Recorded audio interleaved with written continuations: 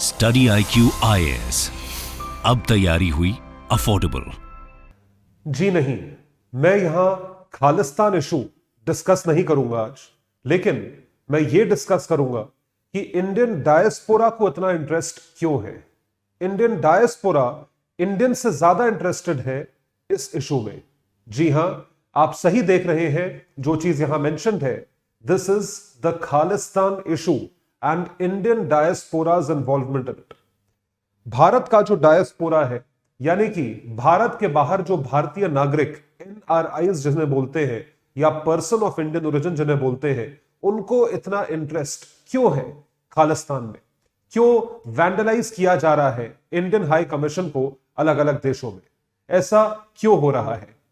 Ladies and gentleman, boys and girls, मैं हूं आपका दोस्त, host, educator, mentor Sanghi sir, और मैं आप सभी का स्वागत करता हूं स्टडी IQ IAS पर। स्टडी IQ IAS पर आप हमारे कोर्सेज को एक्सप्लोर कर सकते हैं। हमारी वेबसाइट पर हमारे सारे कोर्सेज लिस्टेड हैं। ये सारे के सारे कोर्सेज जो हैं वो रेलेवेंट है IAS एग्जामिनेशन 2024 और 2025 के अटेम्प्ट के लिए। 2024 के एस्पिरेंट्स, आप लोगों के लिए once in a life time opportunity है इस कोर्स को सब्सक्राइब करने की, जिसका नाम है P2I prelims to interview. Prelims to interview एक ऐसा बैच है जिसको स्ट्रक्चर्ड या कॉम्प्रहेंसिव कहना इनकम्प्लीट होगा, क्योंकि स्ट्रक्चर्ड कॉम्प्रहेंसिव होने के साथ साथ ये आपको इतने सारे फीचर्स और इतनी चीजें देता है जो शायद ही आपको कोई और इंस्टीट्यूट जो क्लेम भी करता है इंटरव्यू प्रोवाइड करने के लिए वो देता होगा। तो सिर्फ और सिर्फ general studies pre cum mains की ही तैयारी नहीं, उसके साथ साथ जो रिवीजन मॉड्यूल्स हैं जिसको हम फास्ट ट्रैक बैचेस कहते हैं। तो प्रीलिम्स के लिए fast track batch which is SIP, और मेंस के लिए success in mains residential program for the first time in India, only by the team of study IQ IAS। Bharat की टॉप फैकल्टीज आपको लाइव पढ़ाएंगी हर चीज में, चाहे फाउंडेशन कोर्स हो, चाहे फास्ट ट्रैक बैच हो, चाहे सक्सेस एंड मेंस बैच हो। इन सारी चीजों को आप लोगों के लिए बहुत ज्यादा अफोर्डेबल बनाया है स्टडी IQ ने, और ये सारी चीजें इंक्लूडिंग द रेजिडेंशियल प्रोग्राम, जहां पे आपकी लिविंग कॉस्ट, ईटिंग कॉस्ट, बाकी जितनी भी कॉस्ट है, और क्लासेस तो है ही, ये सारी चीजें दी जाएंगी सिर्फ और सिर्फ 28,000 रुपीज में, एक हेविली डिस्काउंटेड प्राइस पे। आप इस कोर्स को जरूर सब्सक्राइब करें अगर आप 2024 के एस्पिरेंट हैं, और इसी के साथ साथ आप कोई और कोर्स सब्सक्राइब करना चाहते हैं, जैसे कि ऑप्शनल कोर्स, NCERT कोर्स, या उसके सिवा हिंदी माध्यम के स्टूडेंट्स के लिए भी कोर्सेज हैं। सारे कोर्सेज को एक ही कोड के साथ आपको सब्सक्राइब करना है, which is Sanghi live. Sanghi live code से अगर आप किसी भी कोर्स पे स्टडी IQ पे सब्सक्राइब करते हैं, तो आप ध्यान रखें आपको मैक्सिमम डिस्काउंट मिलेगा। So the code is Sanghi live. ध्यान रखें, the code is Sanghi live. और अगर अभी तक सब्सक्राइब नहीं किया है तो क्यों वेट कर रहे हो भाई? जैसे बाकी चीजों को सब्सक्राइब करते हो, सब्सक्राइब, वैसे ही मेरे चैनल को सब्सक्राइब कर लो। इस चैनल को सब्सक्राइब करने से आपका टाइम वेस्ट नहीं, उल्टा आपका टाइम यूज होगा, और यह चीज तभी आपको पता चलेगी जब आप इसको सब्सक्राइब करेंगे। जो वैल्यू एडेड कंटेंट हम देते हैं, ये कंटेंट खासकर हमारी टीम आपके लिए क्यूरेट करती है, और आप मुझे हर सोशल मीडिया हैंडल पर इस कंटेंट के लिए फॉलो कर सकते हैं। Whether you can follow me on Twitter, Ayush Sanghi के नाम से मेरा ट्विटर हैंडल है, ये स्पेलिंग है AYUSSH, और इसके साथ साथ आप टेलीग्राम हैंडल पर भी मुझसे जुड़े, आयुष सांघी IAS अकेडमी। ये जितनी PDFs में यूज करता हूं, डेली के करंट अपडेट्स, और उसके सिवा कई सारे इनिशिएटिव्स हैं, वो हमारे टेलीग्राम हैंडल पर उपलब्ध है। आयुष सांघी IAS अकेडमी पर भी उपलब्ध है। इंस्टा पे आप मुझे इंफॉर्मेटिव रील्स के लिए फॉलो कर सकते हैं। ये सारे सोशल मीडिया हैंडल्स जरूर फॉलो करें एक हेवी इंसाइट जानने के लिए। आपकी कंटेंट और वैल्यू एडिशन के लिए ये वन स्टॉप शॉप है। So let's see the entire issue. पूरे इशू को देखते हैं। आपको इस चीज की स्पेसिफिक डेप्थ बताने के लिए, इस सिचुएशन की ग्रेविटी समझाने के लिए कुछ चीजें मैं आपको समझाना चाहता हूं। Let's have a look. एक आउटफिट है जिसका नाम है, आपने शायद सुना हो, द नेम इज वारिस पंजाब दे। वारिस पंजाब दे एक आउटफिट है। अब इस आउटफिट को एक मिलिटेंट आउटफिट अभी तक नहीं कहा गया है। आई रिपीट, इस आउटफिट को मिलिटेंट आउटफिट अभी तक नहीं कहा गया है। वारिस पंजाब दे जो आउटफिट है, एक पंजाबी एक्टर है दीप सिद्धू। दीप सिद्धू साहब जो कि एक एक्टर है, ये इस आउटफिट को लीड करते थे। इसका एक जो आंखों देखा नजारा, अगर आपको याद हो, कुछ साल पहले 26 जनवरी वाले दिन some people vandalized the Red Fort. कुछ लोग लाल किले के ऊपर चढ़े और उन्होंने भारत का झंडा फाड़ दिया। वो इस आउटफिट को बिलोंग करते थे। और वारिस पंजाब दे के दीप सिद्धू एक्टर ने जो है फार्मर्स एजिटेशन को सपोर्ट करा। सरकार के खिलाफ जो किसान, आप समझ लीजिए, बैठे हुए थे, जो यहां पे भारत दिल्ली जयपुर हाईवे पे, दिल्ली पंजाब हाईवे पे बैठे हुए थे, रोड्स और रेलवे ट्रैक्स ब्लॉक करके, उनको इस आउटफिट ने सपोर्ट करा। दीप सिद्धू की डेथ हो गई मिस्टीरियस सर्कमस्टांसेस में। क्या वो एक्सीडेंट था, क्या वो मर्डर था, ये चीज कभी पता नहीं चली। अब जो है इस आउटफिट का, इसकी बागडोर जो है वो दे दी गई है अमृतपाल सिंह को। अमृतपाल सिंह साहब जो है वो इसकी बागडोर संभाल रहे हैं।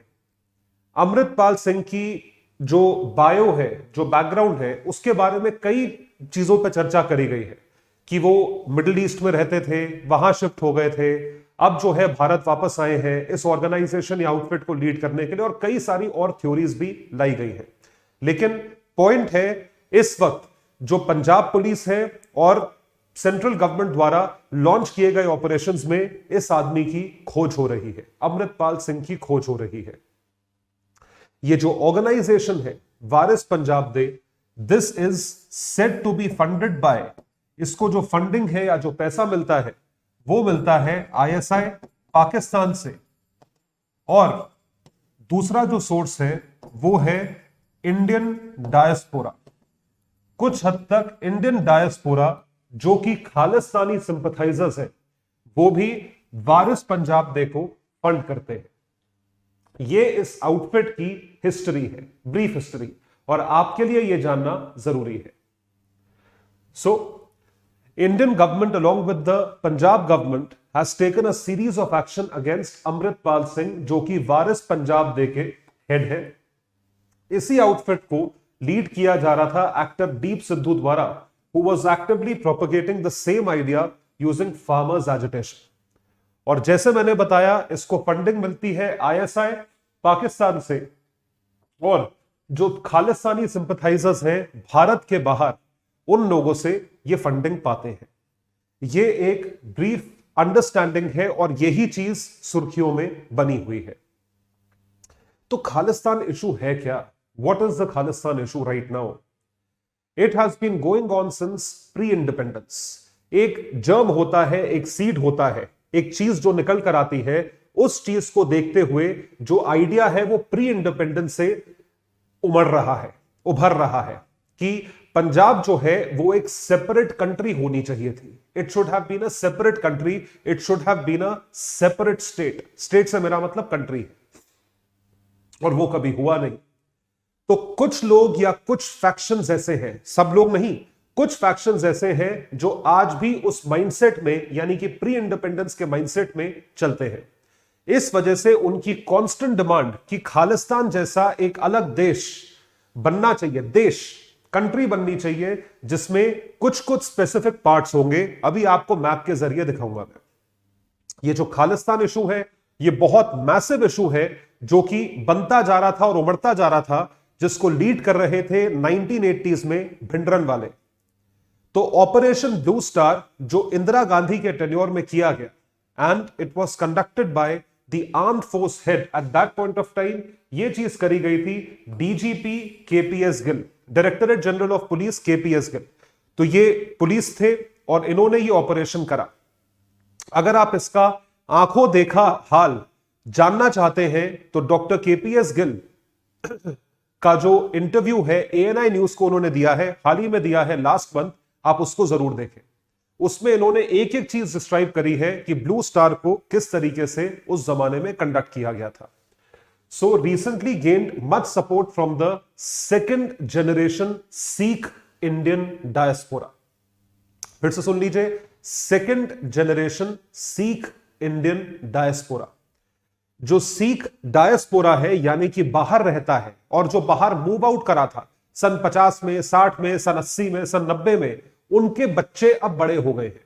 सेकेंड जनरेशन कहते हैं वो सेकेंड जनरेशन का जितना यूथ है वो सारा का सारा यूथ जो है वो ओरिएंटेड है कि पंजाब के साथ कुछ बहुत बुरा हुआ है और इस वजह से वो अब खालिस्तानी सपोर्टर्स बन गए हैं और वही लोग हैं जो अब निकल कर आ रहे हैं दूसरे देशों में और इंडियन हाई कमीशन को वैंडलाइज कर रहे हैं या इस मुद्दे को उठा रहे हैं या इनको फंडिंग दे रहे हैं। That is the second generation youth.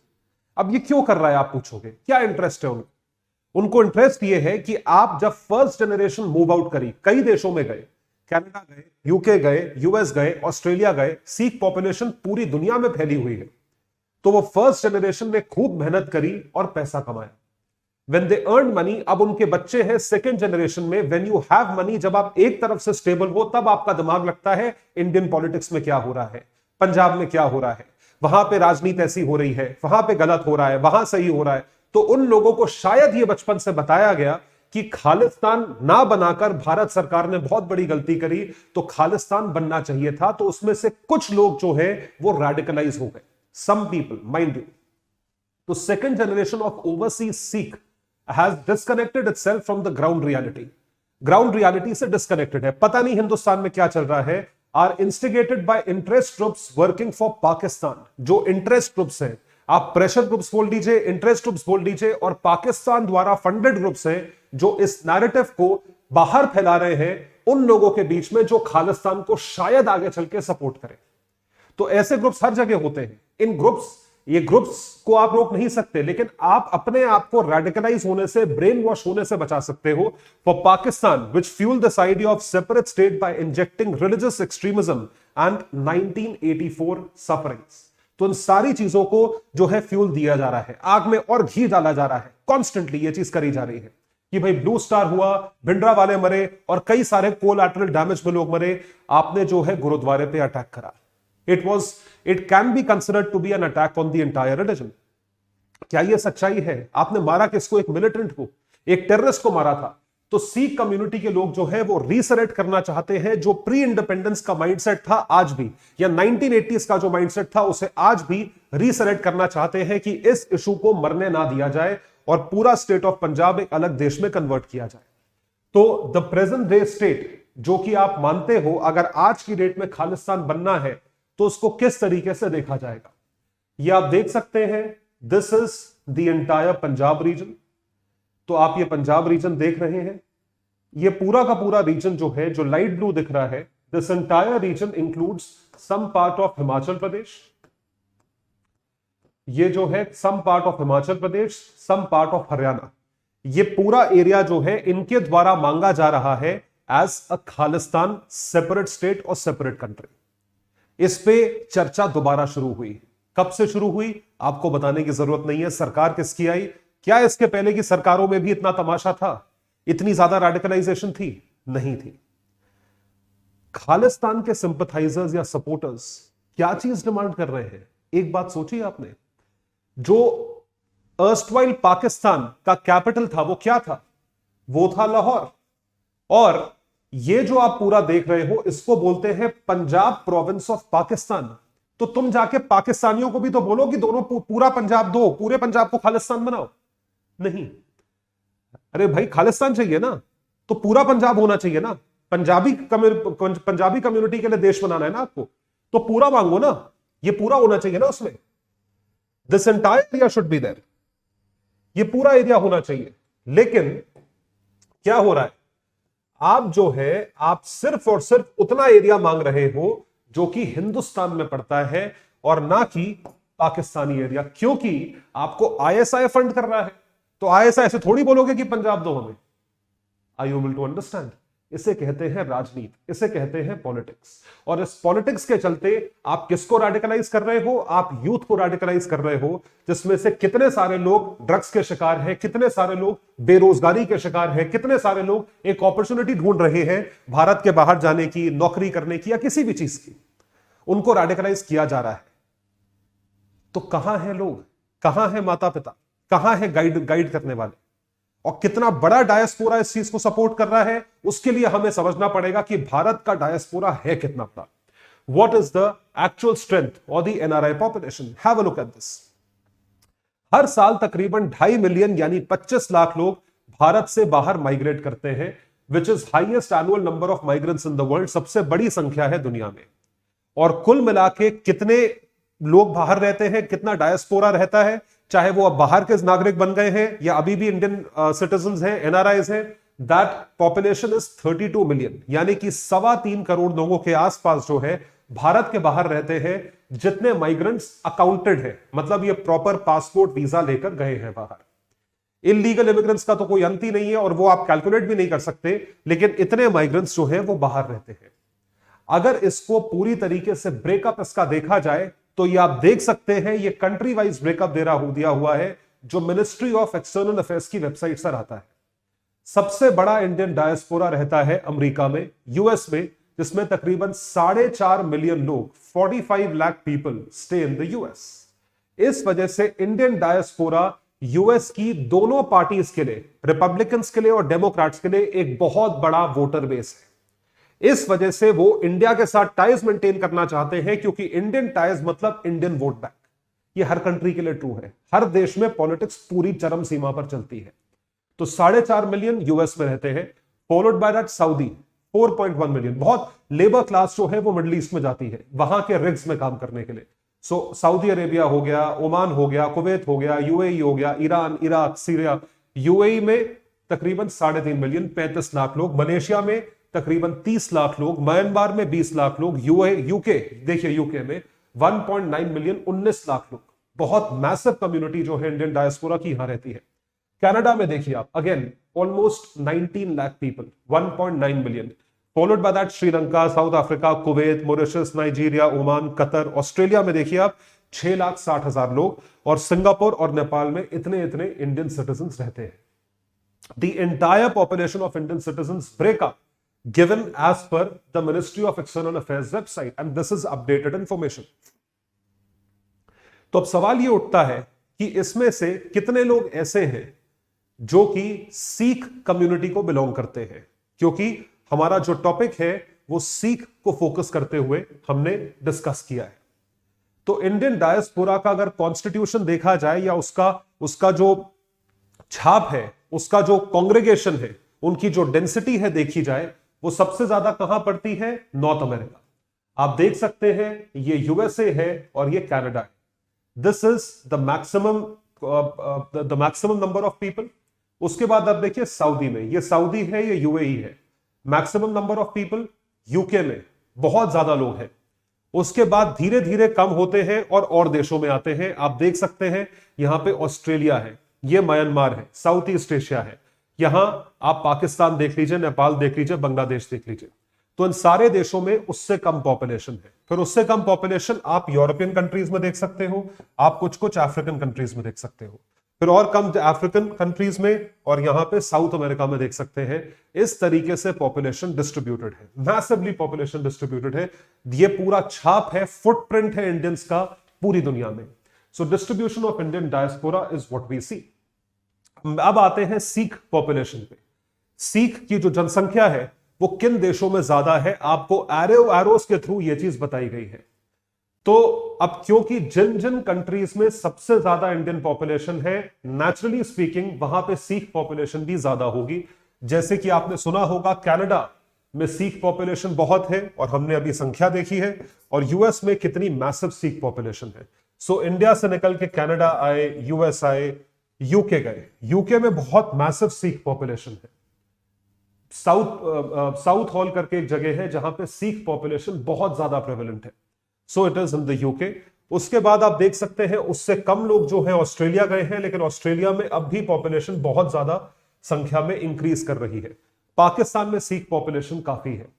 1937 से 1947 the Shanghai Sikh population was the largest outside British India.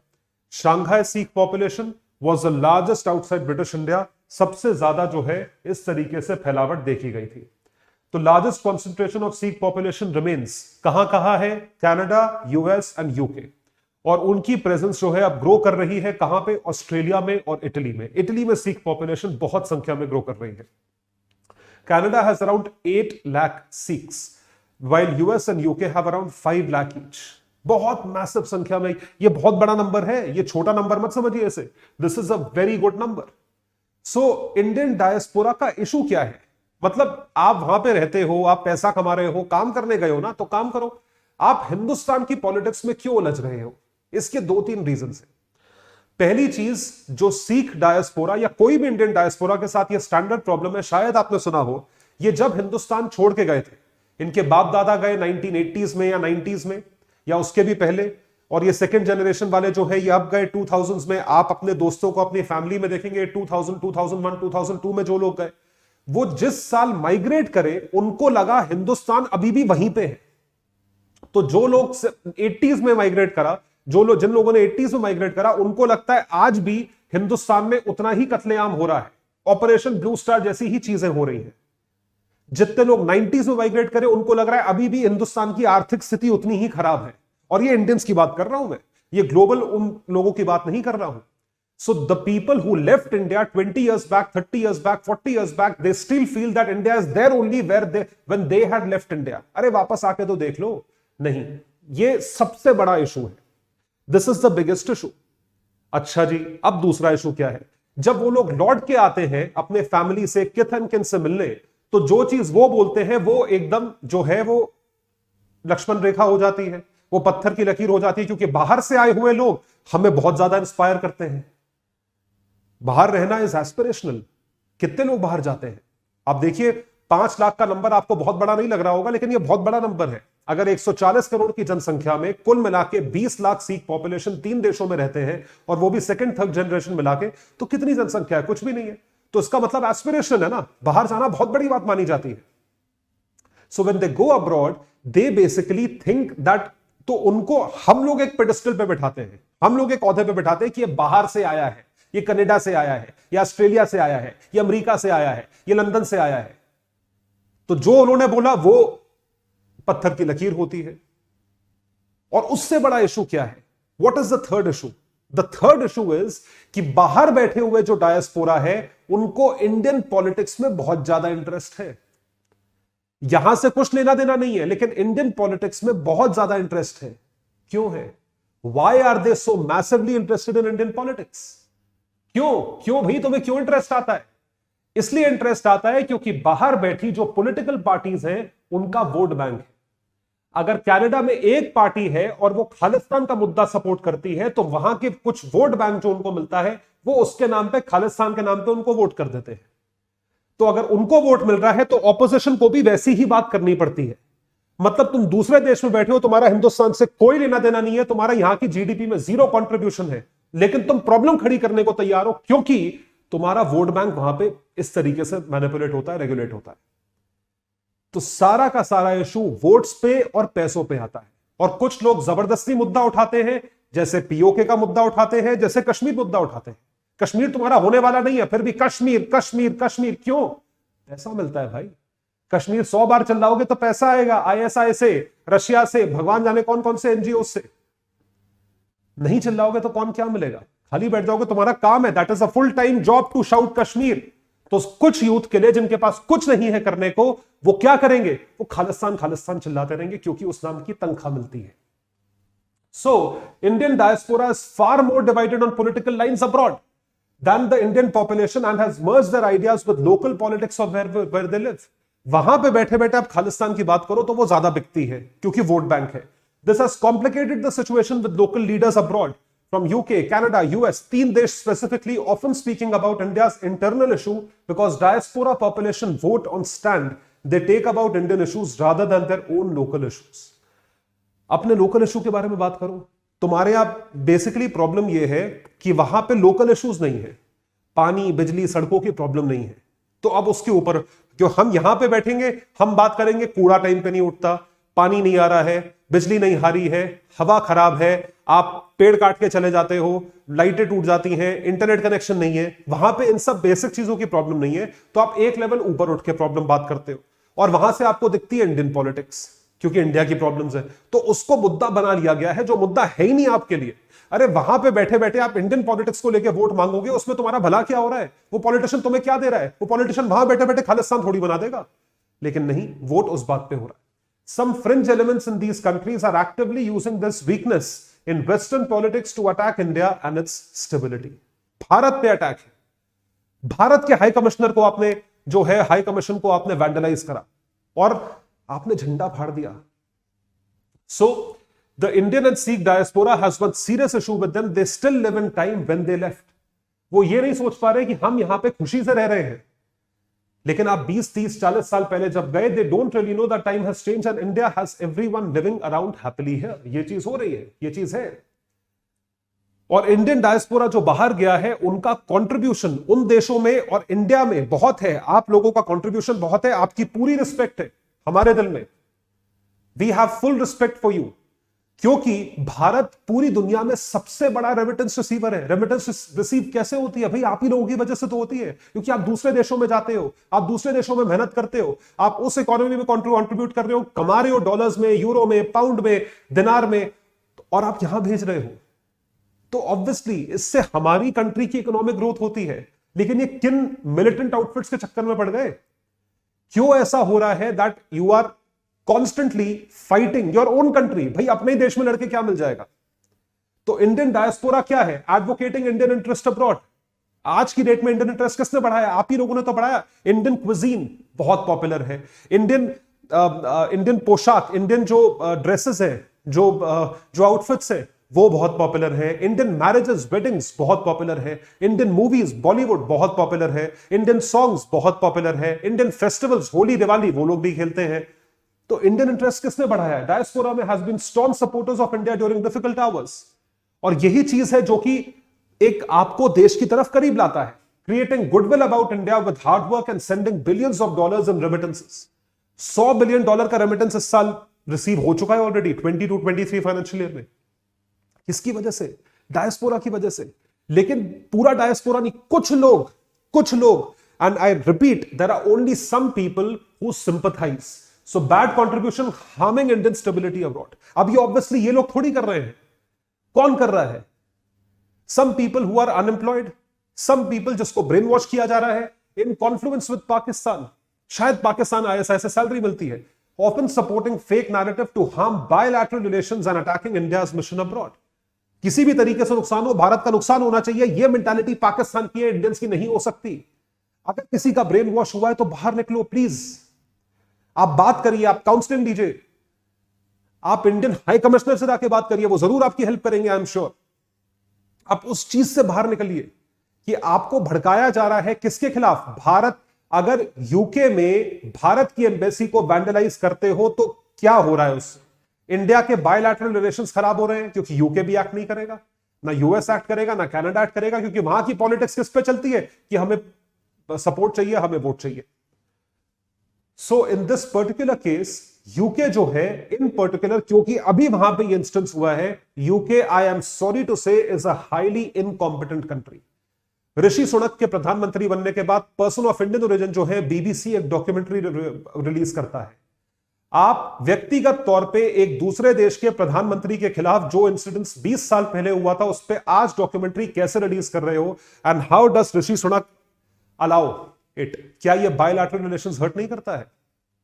दूसरी चीज, आपके देश में बैठे बैठे एक दूसरे कंट्री की एम्बेसी जिसको सिक्योरिटी प्रोवाइड करना आपकी जिम्मेदारी है, अगर वहां पे आके कुछ लोग भारत का झंडा फाड़ देते हैं और अपना खालिस्तान का फ्लैग लगाते हैं, ये आपकी पुलिस पे, आपकी सिक्योरिटी पे, आपकी कॉम्पिटेंस पे एक डाउट नहीं है, एक क्वेश्चन मार्क नहीं है।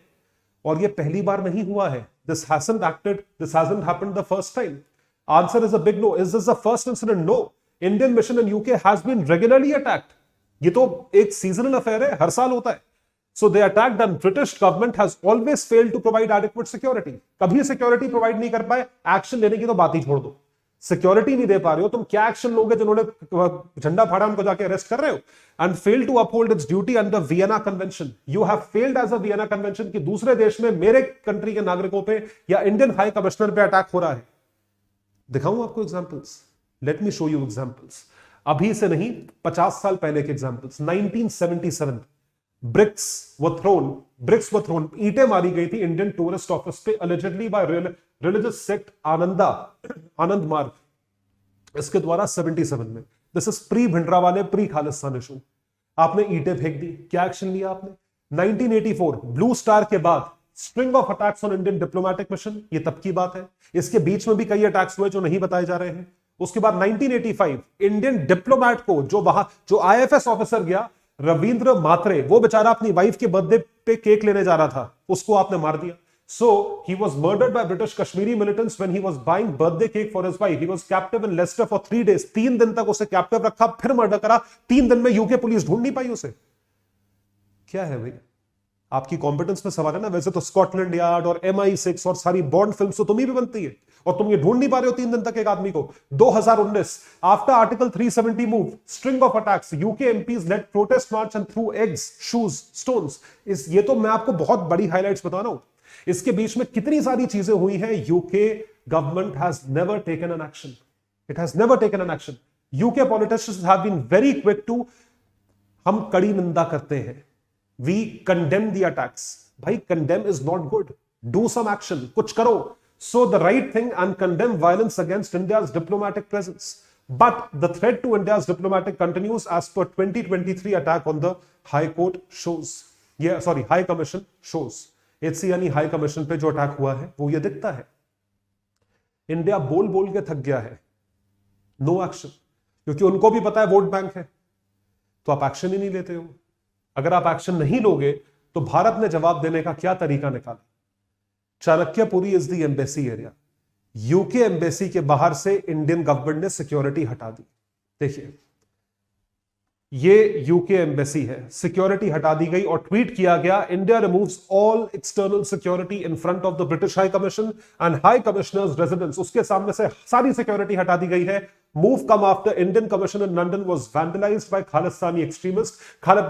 वैंडलाइज हुआ सो हुआ, तुमने कोई एक्शन भी नहीं लिया उनके खिलाफ। कितने अरेस्ट हुए दिख नहीं रहा है, वो पूरे वीडियो में हमें दिख रहा है कौन कौन वैंडलाइज कर रहा है, आपको नहीं दिख रहा। तुम्हारे तो देश में तुम्हारे नाक के नीचे बैठे हैं, तुम जाओ अरेस्ट करोगे, नहीं करोगे। So government has started implementing some measures. कुछ measures हैं which are seen as effective, but cost on these bilateral relations. अब obviously ये इंडिया यूके की bilateral relations को affect करेगा। अब यूके बोलेगा तुमने ये नहीं करा, वो नहीं करा। भाई तुमने क्या करा? तो आप देख रहे हो कितना बड़ा प्रोपेगेंडा है। bilateral relations भारत के यूके के साथ अफेक्ट हो रहे हैं। अब ये सेम चीज एक बहुत छोटे स्तर पे ऑस्ट्रेलिया में भी शुरू हो गई है। They need to be imposed for freely crossing the Lakshman Rekha again and again. इस वजह से जरूरी है कि हमारे एक्सटर्नल अफेयर्स मिनिस्टर जयशंकर साहब, प्रधानमंत्री जो हैं, वो बुलाते हैं ऑस्ट्रेलियन पीएम को, क्रिकेट डिप्लोमेसी करते हैं। क्योंकि क्या करें, ये सेपरेटिस्ट एलिमेंट तो जो बैठेंगे नहीं, तो प्रधानमंत्री और जो अंतरराष्ट्रीय मंत्री है कम से कम वही काम कर ले, कोई तो काम करे। somebody should be able to work. So this is not the Khalistan issue, this is the issue of Indian diaspora being heavily concerned in the Khalistani issue segment. I hope you are able to understand. Canada में एक है Jagdeep Singh, NDP, जो चौथी सबसे बड़ी party है, 4th largest party. अब इनकी वजह से जो है खालिस्तानी सपोर्ट जो है और ज्यादा हो रहा है। Party of Canada but many other MPs and leaders are banned in India after they interfered in the recent issue. ये बाहर के लोग इशू हुए, इनको ट्विटर पे बैन कर दिया, दे हैव बीन बैंड। अब कल को अगर जगमीत सिंह वहां का लीडर बनता है, प्राइम मिनिस्टर बनता है, या एक कैबिनेट मंत्रालय भी होल्ड करता है, तो भारत के साथ इसके रिलेशंस अच्छे नहीं होंगे। तो बायलैटरल रिलेशंस अफेक्ट हुए हैं। नुकसान हर चीज में भारत का ही हो रहा है, सोच के देखो। लेकिन क्या करें, एक्शन लेना पड़ेगा। So all these tweets they were given by them. So Jagmeet Singh account has been withheld in India. Jagmeet Singh Jimmy Dhaliwal is MP Canadian politician, जिन्होंने न्यू डेमोक्रेटिक पार्टी के लिए 2017 से सर्व करा, चौथी सबसे बड़ी पार्टी है। On Twitter he had requested Canada's PM Justin Trudeau to interfere in India's internal matters. तो इनको बैन किया गया क्योंकि ये सेपरेटिस्ट एलिमेंट थे। I hope you have understood the entire issue. और ये जितने भी व्यूज एक्सप्रेस करे गए हैं, these have come from multiple reports and they have been combined. इनको कंबाइन किया गया है। तो आप जरूर कमेंट सेक्शन में बताएं कि आप क्या सोचते हैं। और जैसा मैंने बोला, कुछ faction of people do all this, तो हमें अपने आप को उन डिवाइडिंग फैक्टर्स से बचाना है, चाहे वो किसी भी स्टेट में हो, चाहे वो किसी भी राज्य में हो, किसी भी देश में बैठे हो और भारत के खिलाफ बोल रहे हो। India is one and always remember India first. Bharat सबसे पहले है, उसके बाद आते हैं राज्य, उसके बाद आते हैं आपकी फैमिली, उसके बाद आते हो आप। आपकी इंडिविजुअल कोई आइडेंटिटी नहीं है, आप इंडियन हो, ये आपकी आइडेंटिटी है। इस बात को ध्यान रखो। आप इंडियन होने पे अगर वो चीज करोगे या शर्म करोगे या कुछ करोगे और एक सेपरेट चीज मांगोगे तो आपकी कोई आइडेंटिटी है ही नहीं। What is your identity? सोच के देखो। Your identity is that you are an Indian. ये बहुत बड़ी बात बोल रहा हूं मैं, और कोई नई बात नहीं बोल रहा हूं ये। तो ध्यान रखें इसे। कोर्सेज की इंफॉर्मेशन दी गई है, लिंक्स जो है वो डिस्क्रिप्शन में है। सब्सक्राइब करें एक ही कोड यूज करके, which is Sanghi live. Sanghi live is my code. You will get maximum discount on this, on these courses, and the PDFs are available on my Telegram handle, Ayush Sanghi's IAS Academy. All right, guys, that would be all. Thank you so much. Bye, everyone. Take care and all the best. Study IQ IAS, अब तैयारी हुई affordable.